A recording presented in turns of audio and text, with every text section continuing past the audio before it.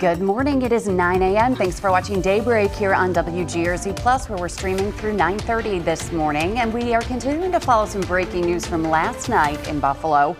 An investigation's underway this morning following an armed robbery, which escalated into an officer-involved shooting and then a car crash involving several vehicles. It happened just before 9 o'clock last night at a 7-Eleven at Connecticut and Prospect. This is the scene at Massachusetts and Prospect, a few blocks away. According to police, off-duty officers walked into that 7-Eleven right as an armed robbery was happening. They say a man shot a store clerk and then fired at the officers as he was running out of the store. One officer fired back, and investigators say despite being shot, the suspect ran down the street and carjacked a vehicle. He eventually caused a multi-vehicle crash right near Massachusetts and Prospect. Both the clerk and the suspect were taken to ECMC. They are expected to survive, and we expect to learn more from police later today when they have a news conference at 11 a.m. Convicted serial killer Richard Fox has been sentenced for a third murder. A judge ruled that the 62-year-old will serve 25 years to life in prison for killing Crystal Curthoys in Lockport. Fox is already serving time for two other murders. 2 on your side's Courtney Courtwright shares more from inside the courtroom. You said you beat her ass until she was dead and that you choked her. You felt no particular urgency to call for help. No remorse, no horror at what you had done. Those words from the judge minutes before Fox's sentencing in the murder of Curthoys. Fox sitting in court, straight-faced, dressed in green, his wrists and ankles in handcuffs. He pleaded guilty in January to second-degree murder in connection to her death. He has not wished to fight or drag this process out. Fox admitted he killed Curthoys in Niagara Falls in 2023. Her remains were found last year inside a home on Orleans Avenue in the city, hidden under basement stairs. Fox once lived here. You drywalled over the opening. You entombed her as though she were not a person, as though she were not someone's daughter, someone's friend. You sealed her away and you went home. Niagara County's first assistant district attorney speaking on behalf of the family, who wasn't in court today, saying they didn't want their last memories of her to be connected to Fox. Crystal was missing for 2 years, where this family was wondering where she was, wondering if she was okay. Prosecutors say during an interview with investigators, Fox showed no remorse. He lacked any show of emotion. He spoke of it like you or I would speak of having lunch. Fox is already serving 2 sentences of 20 years to life after admitting he killed 2 other women, Cassandra Watson sometime between 2003 and 2004, and Marquita Mole in 2021. You have had more chances than most men receive in a lifetime. Each time the system extended to you an opportunity that you chose to squander, that you chose to repay with more violence, more victims, more destruction. That cycle has finally ended. On your side in Lockport, Courtney Courtwright, Channel 2 News. Well, we are learning more about this fire on Farmer Street that we told you about yesterday on Daybreak. City officials now confirm that crews were called to this vacant 2-story home just after 11:30 Tuesday night. The fire was contained to the second floor where it started. The cause of the fire is still under investigation. Buffalo Mayor Sean Ryan is rolling out the city's $681 million budget, and as expected, it includes a property tax hike of nearly 26%. There are a lot of numbers in this plan, but also some big question marks when it comes to the city's financial outlook as they try to deal with an apparent $109 million deficit. The city chose to unveil its budget yesterday afternoon at the Broadway Barns. That's where the Ryan administration pointed to big infrastructure and fleet needs across Buffalo, including everything from snowplows and garbage trucks to police cars and other vehicles and city facilities as well. Officials also say that rising salaries are part of the picture, including pay raises for 4 deputy mayors and the new police commissioner. On top of that, the city's looking for new revenue sources while also negotiating labor contracts, including with police who are currently working without a contract. Whether it's decaying buildings, broken plows, understaffed departments, I spent the last 3.5 months taking stock of the physical part of the city. It's not good. I also spent the last 3.5 months taking stock of our workforce. Each and every department is shorthanded. they're hamstrung on delivering for the people of the city of Buffalo because they don't have enough resources. So when you ask residents... The public will have the opportunity to hear about the budget from the mayor himself. He's hosting a town hall about it on Tuesday at 5:30 at the Downtown Central Library. The former president of the local addiction services organization Save the Michaels of the World is now suing the nonprofit that he founded. Avi Israel and his wife Julie filed paperwork with Erie County Court claiming that they were ousted from the organization. According to the Israels, they have hundreds of thousands of dollars in debt tied to Save the Michaels. So they're now asking for $300,000 to cover that debt and another $375,000 for breach of employment. Save the Michaels has to respond to the case in the next 30 days. Also today in Buffalo, the State Department of Transportation is hosting another Queen City Forward public listening session. Folks are invited to share their comments and questions and insight on the Kensington Expressway project. The DOT says its goal is to give neighbors a voice in shaping the project that's currently on hold. Today's listening session is from 5 to 7 p.m. at Canisius University's Science Hall Commons. All right, Kev, good morning. You are almost done with your weather hits for now. Well, midday and then noon, and then the weather show that we have midday here. And then noon. This is a long shift. For a meteorologist, for This is sure. a long shift. Yeah, they rotate out the producers and the directors and the anchors, but I'm happy to be here. Hey, you know what? And in one way, having active weather, makes it a little easier because tracking rain is an important part of what I do and an important part of what you want from a forecast. And that's my number one goal, to get you outside. The weather around here is often pretty dicey, so let's tell you when you can go outside and walk the dog and mow the lawn and do what you want to do and enjoy life while you're on this side of the grass, okay? So here we go, with some showers again tracking across western New York. A lot of dry time again. We said this Monday and Tuesday and Wednesday. We're going to say it today. There are some showers to talk about. There are some showers to time out. We'll have that for you coming up. So the Storm Prediction Center has 5 different categories. Normally we kind of live around here. We're not going to get the huge tornadoes, the devastating deadly tornadoes that some areas get. The Storm Prediction Center is in Norman, Oklahoma for a reason, in Tornado Alley. But they do track throughout the entire country certain areas of risk. So we have level 1 and level 2, marginal and slight. Slight being scattered severe storms possible, short-lived and or not widespread. Isolated intense storms are possible. And this area shaded in yellow is mainly east and south of Buffalo. And the Storm SPC, they outrank me certainly. But I would say more east of our viewership. I would say Letchworth, Leroy areas east with the best chance for the severe storms today, which would be hail, weak tornadoes, downpours in there as well. Okay, so here we go with the current temperatures in Buffalo, and let's let Future Lake do its things. I want to have next. I wanted to talk about our average high as we move our way progressively, slowly making our way through spring. Tomorrow, our sun sets at 8 p.m., and from tomorrow through late August, our sunsets will be 8 p.m. or after for those people that are fans of the longer days.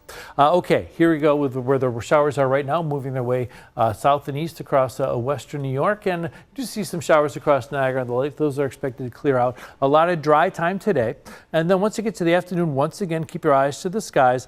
There will be showers across western New York, but the best chance for the strongest storms will be south and east of Buffalo. Okay, so just a heads up for those. Could be some showers for the afternoon commute as well. Tomorrow, Future Look is insisting, and I'm going to stick with it, that I'm keeping our daytime dry tomorrow. I think the showers clear out by 3 a.m. or so, and then we improve to partly cloudy skies. I don't think we're going to be all clear. I'm not going with mostly sunny. I'm going with about a 50-50 mix of sun and clouds for our Friday. Saturday, I can tell you that the first half of the day will be dry. What's the latest timing on the showers? Okay, it keeps moving them up time-wise. I think the morning is dry, and Future Look as of now, I cannot confidently tell you when rain will arrive Saturday. It is going to rain on Saturday, dollars and donuts, I'll bet you that, but I'm not sure of the timing because Future Look's kind of inconsistent with when it's portraying. And the guidance does update every few minutes or so. So it is going to rain Saturday, I'm not sure when, okay?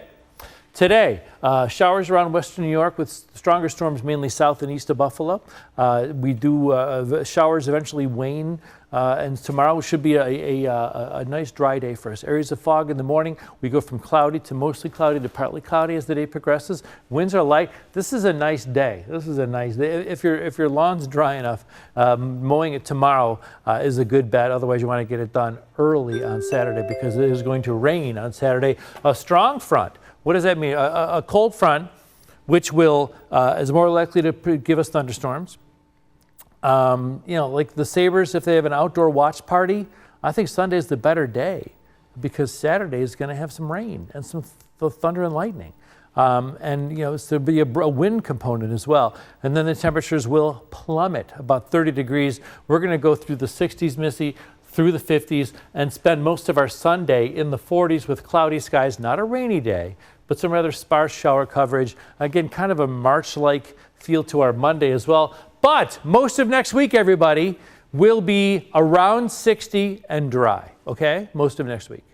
Yeah, that 40 is going to feel awfully cold, though. If it was 40 in January, it would feel great. Yeah, that's the thing. Be out in shorts. Yeah, we're going to go from 74 to 44 in 24 hours. Right, so it's going to feel even colder. All right, Kev, thank you.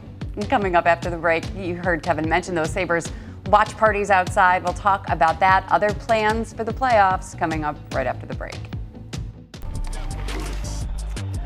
Welcome back, everybody. It is a big day ahead for Sabres fans because we'll be learning more about what to look forward to for the playoffs. We'll be finding out when the Sabres will be playing the Bruins this weekend, Saturday, Sunday, game time. We should be finding that out later tonight. And also the Sabres top leaders will be getting together to announce some of the fan hype for the first round of the Sabres playoffs. First time they've been in the playoffs in 15 years, 14-season drought. Natalie Foss has more.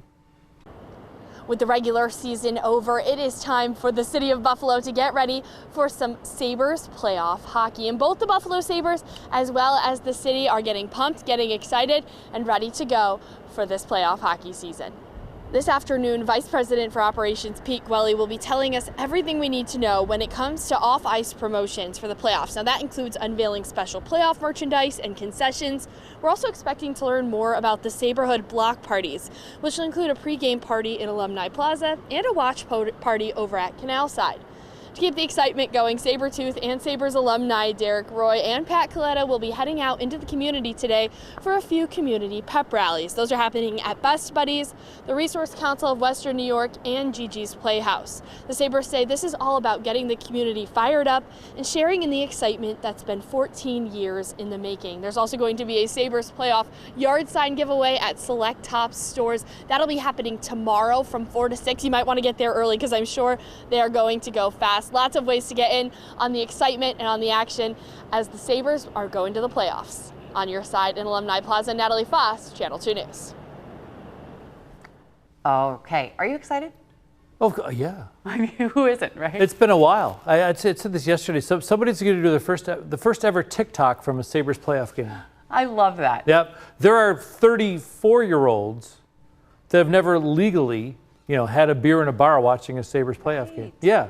And Elliot has been such a huge fan. I just put lotion. I just put antibacterial. Oh, okay. It's like, remember like COVID era? Everybody's walking around like a sinister plan. Okay. Yeah, sorry. Elliot's a huge Sabres fan, has never seen playoff hockey. Yeah. And the atmosphere, the game itself is very different. It's faster paced and, more energy. I know. I love playoff hockey.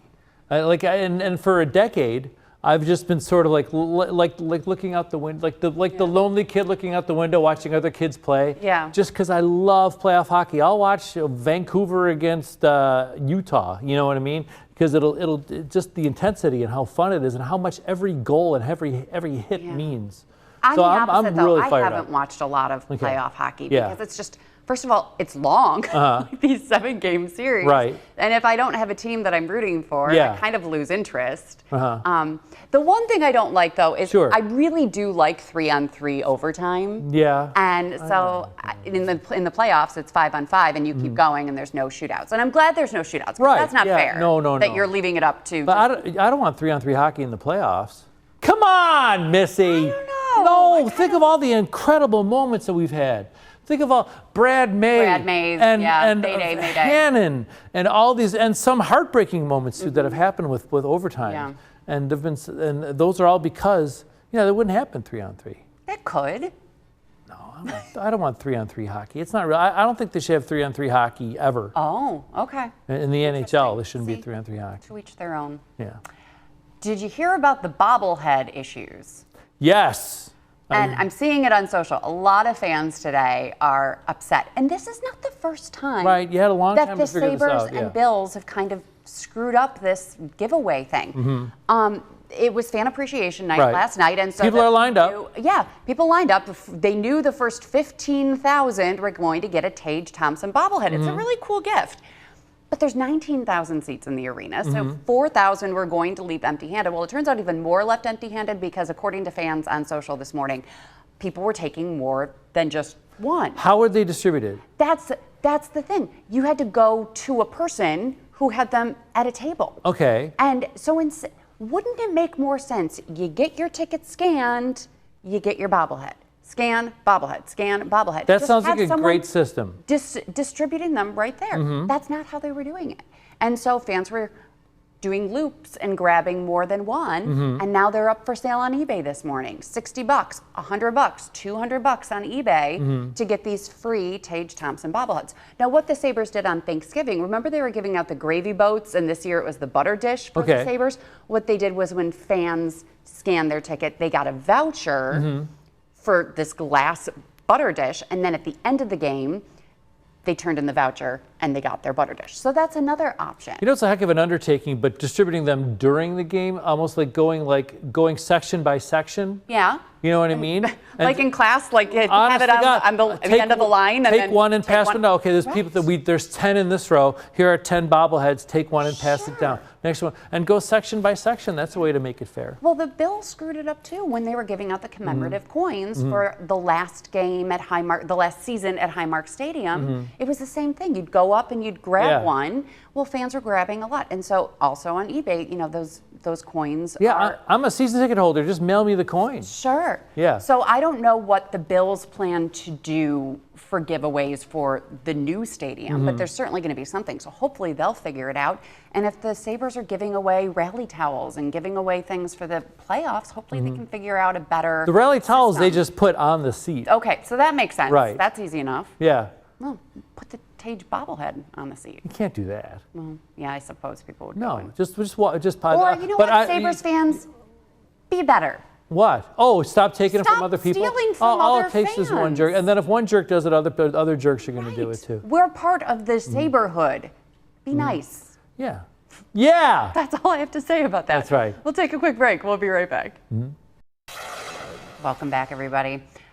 TikTok, Instagram, Snapchat. Never heard of Those are them. the teen platforms. Oh. You're huge on X. How many followers do you have?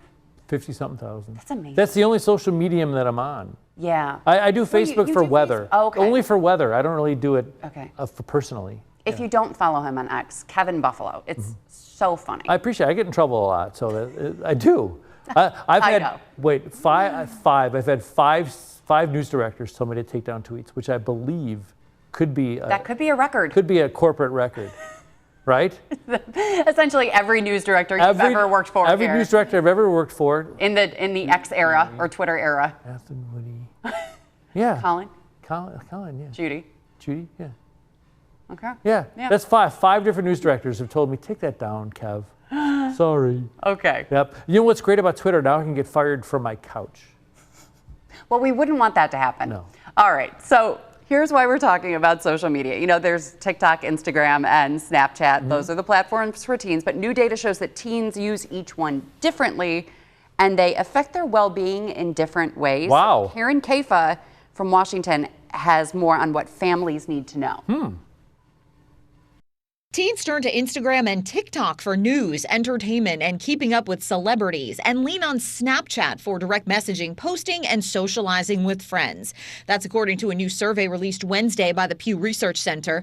Michelle Faverio, one of the report's lead authors, says overall, connections are teens' most positive takeaway from using the platforms. A big thing that teens say that they get out of these sites is connection to other people. They find people who share interests in them. It's a space that they are able to express their creativity and stay connected to family and friends. At the same time, roughly 3/4 of teens surveyed agreed that online harassment and bullying is a problem for people their age, even if a minority reported firsthand experience with some sort of cyberbullying. It's a family issue that parents are grappling with. And we found that overwhelmingly parents are having conversations with their teens about the teen social media use. So 85% of parents said that they've done this. Most parents, meanwhile, told Pew social media sites hurt rather than help their teens' sleep, productivity, and mental health, with parents more likely to say their teen spends too much time on the apps and in front of their screens than the teens say themselves. In Washington, I'm Karen Kafa. Do you have screen time rules for Sienna? She's still little. Oh, she's little. She doesn't Yeah. have her own phone or anything like that. Right. Does she have a tablet? No. Oh, good. Yeah, she's 7. Right. Do other 7-year-olds have tablets? No. Oh. No. Elliot did. No, we does. Oh, okay. Yeah. Well, what a terrible. No, just kidding. No, I know she's 7. It never occurred to us. She's never asked for one. She. Which is good. I mean, keep it away as long as you can. She's allowed to watch. brilliant, She's allowed to watch YouTube. And she watches the science-y stuff. A lot of sciencey stuff. She also watches, other stuff too. We monitor her stuff. Yeah. But there was one where the guy said, "Gee, damn it," and we said that's an opportunity for us to say, that's not a word. We don't like that word. Oh, okay. Yeah. She'll watch some YouTube content, but it's kind of silly stuff and kind of stunty, Disney related normally, and space stuff, but. But anyway, so the answer is she doesn't have a tablet or a phone. We don't really monitor her screen time because she kind of monitors it herself. Okay, Dad, let's go play. All right. Isn't that great when they want to play outside? Yeah. And Elliot comes home from school, as so many kids do, when they're just exhausted after a day of school. That's fine. And, just unwind for a minute. Right. But then he's in so many sports and playing outside with friends, which I love that these boys still want to play with each other. Old school, playing outside. Yes, knocking on doors. Can Elliot come out to play? Oh my gosh, love it. It's I so love that great. too. Yeah, but my neighborhood doesn't seem to have that. I don't know. But boys playing outside. Yeah. Although everybody's in a league, for me, if I just wanted to play a sport, I'd walk to the park and play a sport. Right. I didn't have to get driven anywhere to play a sport. I lived on a dead end, so we could pull out the hockey nets into the middle of the street and and I always had to be goalie, and my brother would just shoot. You're kidding me. Like, no wonder why you don't watch a lot of hockey. I know. So those were the good old days though, with playing outside and not so much screen time. All right, as for the theater, a different type of screen, I suppose. A critically acclaimed novel is takes center stage at Shays Performing Arts Center. Water for Elephants just opened in Buffalo. And Two on Your Side got a look behind the curtain. Performers say there is quite a bit of artistry that brings the show to life, including an enthralling love story, puppetry, and because it is about the circus, there's lots of acrobatics. This actress is so pretty. It's my first time being in a musical, and I'd say it's different and similar to a traditional circus show. I always tell myself that if I can't live in the 1930s and actually tour on a traveling show on a train, at least I get to pretend I'm in the 1930s doing that. That's cool. Very cool for her. Water for Elephants runs through Sunday. Tickets are available right now, starting around $50, and the next show is tonight at 7:30. And also, we are less than 1 week out from downtown Buffalo's Market Arcade 8 reopening once again. Scene 1 Entertainment will cut the ribbon on a new theater inside the former AMC this Wednesday, after the previous AMC theater closed back in December because of declining sales. Opening day will feature $5 screenings for movies that have a Buffalo connection, like The Wizard of Oz and The Natural and Bruce Almighty. Proceeds will benefit local charities. And I hope that this theater survives. I know that they have a liquor license, so that will help. They'll have food as well, and so make it more of like, you know, a date right inside the theater with food, drink, and that whole thing. Yeah, it's good for the community around it too. Market Arcade, though, such a beautiful it's building. a great building. Yeah. Oh my gosh, yeah. So if you haven't been there, definitely, you know, go downtown, check it out, and go see it. See if you could rent a theater. Ooh, I like that idea. Fun birthday party idea. Yeah, for sure. I'm in. All right, thanks for joining us, everyone, for Daybreak. And Kevin will be back at 11 o'clock this morning. We still have a minute. What final forecast? What are we talking today? I don't know. All right, scattered showers today, on and off, with storms more likely south and east of the city. Tomorrow, the better day. It's going to be partly cloudy, and on Friday afternoon, 64. Excellent. And Kevin will join us back here tomorrow. Then Patrick is back. Who knows what he's doing right now? Maybe still doing his taxes. Well, I'm breaking out a spring-like jacket. It's been in storage for 7 months, but the baby blue jacket will make its proud return tomorrow. That is definitely one reason to tune into Daybreak. See Kevin and his baby blue jacket. Inspired by a robin egg. All right, bye everybody. Have a great day.